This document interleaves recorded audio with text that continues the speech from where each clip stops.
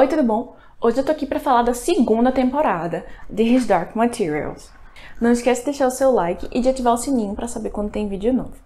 A segunda temporada, que saiu no último inverno no Hemisfério Norte, ela tem 7 episódios. Ela ia ter também um episódio extra focado no Lord Asriel, porém, as gravações foram interrompidas devido à pandemia do coronavírus. Quando perguntado se a série ia ser adiada devido à pandemia, o diretor comentou que, justamente por causa da idade dos atores, para que eles não pudessem mudar tanto, já haviam gravado a grande maioria dos episódios. Então, apenas essa parte ali do Lord Asriel é que seria mais, digamos, prejudicada. E, de fato, na história, ele não tem um foco tão grande, já que nessa temporada o foco maior é na Cidade do Céu, justamente a Cittàgazze, como eles chamam. E ali no Will e na Lyra, eles se encontram após os eventos da primeira temporada. A Lyra, ela seguiu seu pai, como vocês viram, e ela termina ali naquela cidade. Um dos focos principais dessa temporada são os espectros, que são esses seres que sugam parte da sua alma e você fica meio morto-vivo. No geral, gente, eu achei que essa temporada foi bem fiel à história do livro, que é justamente o segundo volume das Fronteiras do Universo, que é intitulado A Faca Sutil. Eu vou trazer alguns pontos que foram um pouco diferentes, mas como um todo, eu achei que foi bem fiel. Então, os espectros, eles são mostrados ali logo no início da temporada. Honestamente, o CGI me incomodou um pouco. Não que ele tenha ficado ruim, não é o caso. Mas é porque pra mim ficou ainda com uma ideia de artificial. Eu acho que o que eu sempre visualizei bem como espectros seria algo meio similar aos Dementadores, ou lá quando os bruxos estão aparatando ou estão lutando lá em Harry Potter, naquela cena icônica do 5º filme. Eu acho que aquela aparência é o que, digamos, sempre me soou como os espectros. Essa série ela não é uma série de orçamento baixo e, de novo, não é que você tenha a impressão que foi uma coisa, digamos, barata. Não foi. Só que, pra mim, não soa tanto real. Eu acho que foi a única coisa que me incomodou um pouco mais nessa temporada. Até os anjos, que eu vou falar deles mais pra frente, ficaram, pra mim, mais palpáveis do jeito que ficou na série. Mas tirando isso, eu acho que toda a parte de efeitos especiais me agradou bastante nessa temporada. Então, mais uma vez, a gente tem o magistério. Nessa temporada a gente vê um foco maior ali na corrupção por dentro do magistério, como funciona um pouco da hierarquia. E temos ali a senhora Coulter. Gente, a Ruth Wilson é maravilhosa, mas aquela Marissa, ela é uma pessoa desprezível. Ela tem os motivos dela, ela tem a crença dela, mas ela tem um foco também um pouco maior nessa temporada, tanto ela quanto o Lord Boreal, que ele foi introduzido ali na primeira temporada como um link entre os mundos, e é o que ele se torna novamente agora nessa segunda temporada. Eu gosto muito do relacionamento entre a Marissa e o Lord Boreal, como a série aborda isso. Nos livros, essa parte da senhora Coulter, ela não é muito citada porque o narrador, ele foca na Lyra, então a gente não vê muito essa parte. É interessante a série trazer porque, claro que a experiência em um livro e uma série são diferentes, mas quando a série traz algumas cenas meio explicativas, dá a você o poder de especular, de chutar ou de tentar adivinhar o que vai acontecer depois, ou quem é que tá fazendo isso, quem é que tá fazendo aquilo. Então, algumas cenas extras que a gente não vê no livro são de embasamento mesmo, porque tem maneiras de explicar num livro que a gente não tem, obviamente, na televisão. E uma coisa que eu gostei bastante é no momento em que a Marissa fala da questão dela ser uma pesquisadora, mas o fato dela ser mulher faz com que ela seja menos. Então ela fala que ela tem vários artigos publicados, mas que não teriam sido publicados se um homem não tivesse assumido. Ela fala da questão do preconceito, do machismo muito presente na comunidade. No caso, no mundo dela, não é tão científica, mas nos acadêmicos ali, e no poder do magistério, porque fica muito claro que ela é a única mulher ali entre aqueles homens. E no livro também não é citada nenhuma outra mulher tão presente no magistério como a senhora Coulter. Um arco que ficou muito interessante foi o do Lee Scoresby e do Joffrey. Gente, a série não explicou por que chamam o Dr. Stanislaw de Joffrey. Eu entendo o porquê, já que o Will já havia sido bem introduzido, principalmente o seu sobrenome, na primeira temporada. Então ia ficar muito claro a relação entre os dois. Mas o fato do xamã ser chamado de Joffrey é porque o seu nome é John Perry. Então o pessoal da tribo trazia uma pronúncia diferente para o seu nome. Isso aí a série deixou um pouco solto, mas de novo não faz muita diferença, já que a relação entre ele e o Will é explicitada no filme. Algumas coisas aconteceram de forma um pouco diferente, mas assim, no todo eu achei que a jornada dos dois foi muito bem feita. A questão do Lee ter um sentimento tão forte pela Lyra, eu achei muito fofa a forma que a série abordou isso. No livro é muito claro, o Lee fala várias vezes que ele ama aquela criança como se fosse sua filha, que se ele tivesse tido uma filha, seria como a Lyra. E a gente vê até onde ele está disposto a ir pela Lyra, além de muitas outras pessoas que vão ajudá-la aí no seu caminho. Com certeza uma das mais importantes é o Sr. Scoresby. Uma parte que me entristeceu, que eu acho que o filme trouxe de forma melhor, foi a parte das feiticeiras. No filme, a gente tem a Serafina Pekkala interpretada pela Eva Green, mas o que me incomoda não é nem, digamos, a personificação das feiticeiras. Eu acho que, em termos de visual, elas ficaram muito bem feitas, essa atriz também é igualmente maravilhosa, mas a importância das feiticeiras eu acho que foi um pouco deixada de lado, talvez, principalmente o seu poder, o seu número. Eu não acredito que tenha sido por questões de orçamento, mas as feiticeiras elas estão em muito maior número.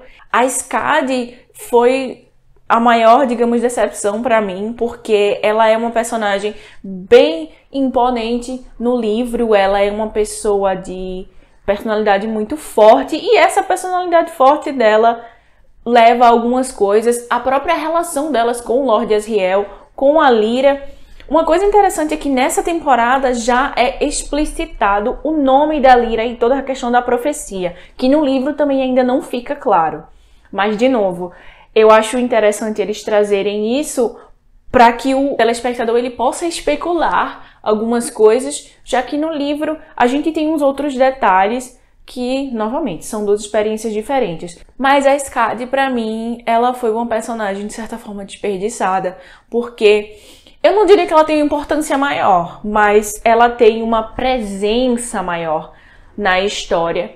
E as feiticeiras têm uma presença um pouco diferente. Eu acho que a imagem que ficou pra mim é que elas são frágeis, que elas são um pouco fracas. E de todo não é isso. Não, eu acho que na parte das feiticeiras, o filme, eu já falei desse filme, vou deixar aqui no card, o filme da Bússola de Ouro trouxe uma imponência maior a essas feiticeiras. Uma outra personagem que é extremamente importante que temos nessa temporada é a Doutora Malone. Ela é introduzida, também a parte dela eu acho que é extremamente fiel aos livros, à história original. Toda a questão da pesquisa dela, gosto de como eles fazem o paralelo bem explicado do pó, da matéria escura, unindo tudo ali, explicando que são a mesma coisa. A parte científica, o laboratório, eu achei que tudo ficou muito bem feito, um cenário muito bem feito, eu acho que ficou tudo exatamente como eu imaginava. Eu não sei vocês, mas eu adoro quando eu tenho uma adaptação, porque eu consigo ver ali na tela o que eu já imaginei, então eu consigo visualizar aquilo que estava só na minha imaginação até então. Claro que às vezes a gente tende a ser um pouco mais crítico com adaptações, justamente porque a gente já tem um material base e a gente já tem uma imaginação prévia. Muitas vezes algumas mudanças agradam, outras não. Mas assim, essa parte da Doutora Malone eu achei que foi muito bem fundamentada. Também gostei de como trouxe um pouco mais da vida dela ali na casa dela, também como uma introdução breve ao personagem. Apesar da gente ter, digamos, uns personagens novos nessa temporada, não houve, digamos, nem excesso, nem falta em termos de embasamento deles. Todas essas histórias se cruzam, a gente vê através dos episódios, mas eu achei que ficou tudo muito bem fluido. Eu achei que a fluidez dos episódios ficou muito interessante. Apesar dos primeiros serem um pouco mais parados, digamos assim, eles são necessários para que você tenha o entendimento da história para poder chegar no clímax, digamos assim, no final. Nessa temporada somos apresentados a um outro instrumento. Então, a primeira foca bem mais na bússola de ouro e agora a gente vai focar na faca sutil, a Esarheta, que eles chamam, que me remete bastante à Mulher Maravilha, mas que é a destruidora de Deus. Gente, a figura da autoridade vai ser muito importante na terceira temporada, que já foi confirmada. Essa arma seria imprescindível na luta do Lord Asriel, que a gente sabe que o foco principal do Asriel é justamente destruir essa autoridade e poder dar livre-arbítrio às pessoas. Eu vou falar um pouco desse cunho religioso dessa história, que eu fico muito empolgada com essas histórias que têm paralelos com, digamos, a vida real. Mas se você percebeu, sim, todo o enredo dessa história tem muito um cunho religioso, entre aspas. Isso ficou bem explícito quando se deu a profecia, quando se explicitou o que foi essa danada profecia que até então a gente não sabia. Essa temporada terminou de uma forma muito interessante. Vou explicar já já a cena pós-crédito, que eu tenho certeza que algumas pessoas ficaram aí um pouco perdidas, mas ele também introduz alguns elementos da terceira temporada. Então, além de adaptar o segundo livro, ele já traz alguns acontecimentos do terceiro livro, justamente para linkar ali a história. Eu acho que essa parte de link ficou muito bem feita nas duas temporadas, em como misturar a história. Eu já comentei no meu vídeo da primeira temporada, que introduziu o Will, dando um embasamento muito importante no personagem, te dando um background ali dele na escola, dele com a mãe, se tornou muito importante para que a gente pudesse ter uma conexão mais emocional com o personagem, e isso faz muita diferença, porque a gente já o vê na segunda temporada com olhos completamente diferentes. Um dos pontos, digamos, mais excitantes da segunda temporada foi com certeza quando a gente vê lá no final do episódio, do último episódio, o Lord Asriel falando com os anjos. De início, a gente vê alguns vultos ali. A série, em alguns episódios, dá alguns pontos de seres um pouco místicos ali no céu, mas no final a gente tem uma confirmação de que são anjos. Também eu achei que essa introdução aos anjos ficou muito interessante, porque toda a questão da torre, o visual, os sinais, então os anjos eles estão muito representados ali. Claro que assim, quando você está tendo a experiência no livro, alguém tá falando pra você que tem anjos, então, porque os anjos, o narrador foca naquele anjo. Então você tem meio que o arma de Chekhov em livro de uma forma muito mais fácil, porque o narrador, ele te direciona especificamente para aquilo ali, te dizendo, esses anjos são importantes. E na série fica um pouco, digamos, mais livre a interpretação, mas eu acho que ficou bem claro, sim, eles dão focos em cenas, em takes, nos anjos, na importância daqueles anjos. Claro que para o espectador, aquilo ali pode ser meramente filosófico ou teológico, mas no final da temporada a gente vê que é bem real e, gente, esses anjos vão ser muito importantes nessa terceira temporada que vai fechar aí essa história toda. Uma parte que com certeza foi a mais esperada foi a profecia. Finalmente temos um nome. Que nome a Lyra tem, gente?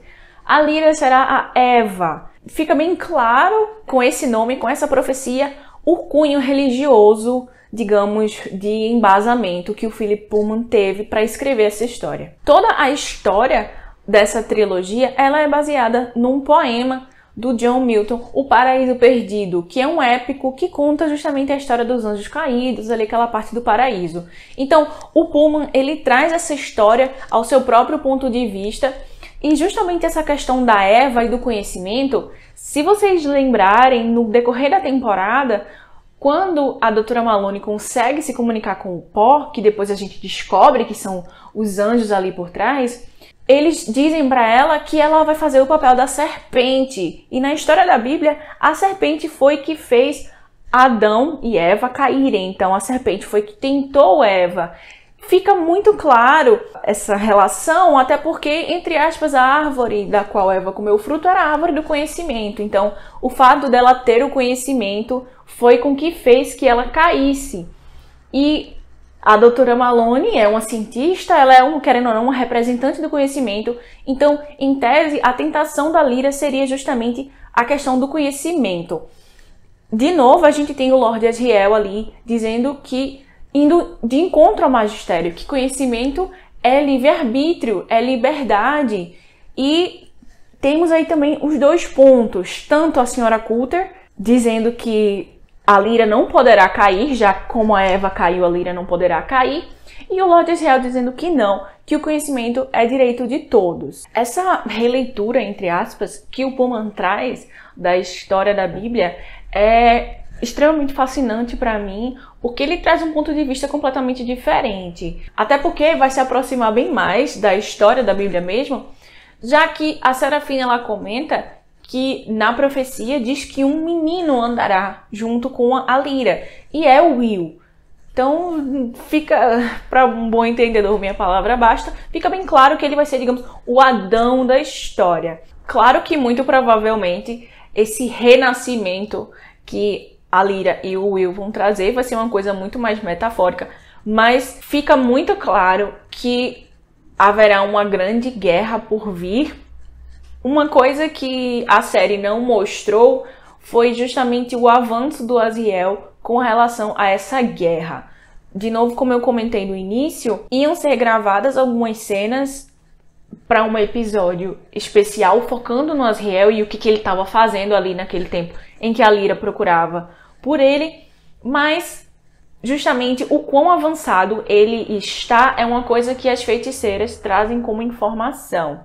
Por isso que eu até comentei que o papel das feiticeiras poderia ter sido um pouco melhor abordado. Que ele consegue o apoio de não só dos anjos, mas de várias outras pessoas. Ele consegue um poder bélico muito grande para justamente lutar contra essa autoridade. No final, temos aquela cena pós-crédito. Gente, a gente vê no final da temporada que a senhora Coulter raptou a Lyra. E na cena pós-crédito a gente vê ali o Roger, que morreu na primeira temporada. Gente, ele não reviveu. Ele tá morto sim. Eu já deixo isso de antemão. A gente vê o Roger chamando pela Lyra e a Lyra pergunta onde ele tá. Esse é um gancho incrível para a terceira temporada. Na terceira temporada a gente vai ver o Will e a Lyra entrando no mundo ali, digamos, na dimensão dos mortos. E o seu papel vai ser justamente dar digamos, um sossego maior àqueles espíritos. Isso vai ser muito mais bem explicado no decorrer da terceira temporada, mas Will, sua faca, vão ser muito importantes para isso. E a gente vai ter finalmente essa guerra, vamos conhecer essa autoridade finalmente. Então muita coisa empolgante para vir por aí. Lembrando que a terceira temporada da série já está sendo gravada. Ela vai chegar aqui no Brasil pelo HBO Max, que chega agora em junho, aqui o serviço do streaming. Então, como a série é da HBO, vai chegar aqui pelo HBO Max. No mais, eu fico por aqui com esse resumão dessa série maravilhosa. Eu gosto muito de como o Pullman ele traz elementos da nossa cultura, da nossa sociedade, no mundo dele, de uma forma com um olhar bem diferente. Então, eu quero que você comente aqui se você já assistiu essa série, se você também está empolgado pela próxima temporada. Um beijo e até a próxima!